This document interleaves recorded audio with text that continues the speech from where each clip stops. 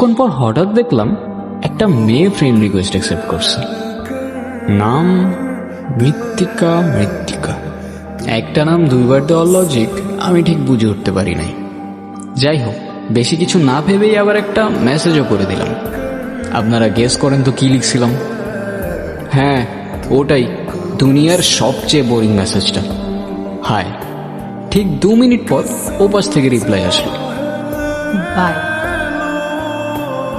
তুমি কি আমাকে ইনসাল্ট করলা? হ্যালো, রিপ্লাই তো করো। কি রিপ্লাই করব? কোথায় থাকো তুমি? আবার কোথায় চলে গেলা? উদ্দেশ্যহীন গন্তব্যের মানে কি? আমি কি জিজ্ঞাসা